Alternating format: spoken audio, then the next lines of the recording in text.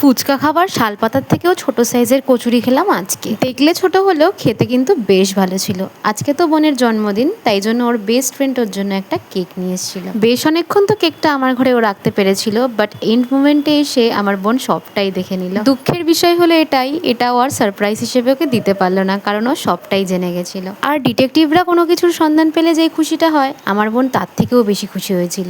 ওর সাথে আরেকজনও বেশ খুশি হয়েছিল, আমার মেয়ে। ওর হাতে যে ছুরিটা দেখছো ওর মধ্যে একটু চকলেট কেক লেগে গেছিল, ওটাইও একটু চেটে চেটে খেতে পারছিল আর কি। ব্যাস, তারপরে স্পার্কেল জ্বালিয়ে আমার বোনের জন্মদিন সেলিব্রেশন করা হলো। এটা স্পার্কেল কম ব্লাস্টার লাগছিল, কারণ প্রচন্ড দুমদাম ফাটছিল। যে একদমই মেকআপ করে না, বার্থডে বলে একটু সেজেছিল, আর তার ভাই সমস্তটাই লন্ডভন্ড করে দিল। তোমরা তো দেখতেই পাচ্ছ। আমার কেক কখনোই সোজা কাটা হয় না, যখনই কাটতে যাই টেরা বেঁকা হবেই হবে। কেকটা খেতে তো বেশ ভালো ছিল, আর চকলেট কেক তো আমার অ্যাজ ইউজুয়াল ভালোই লাগে। তারপরেই সবাই ডিনার করতে বসে পড়লো। ভিডিওটি ভালো লাগলে অবশ্যই চ্যানেলটাকে সাবস্ক্রাইব করো। বাই।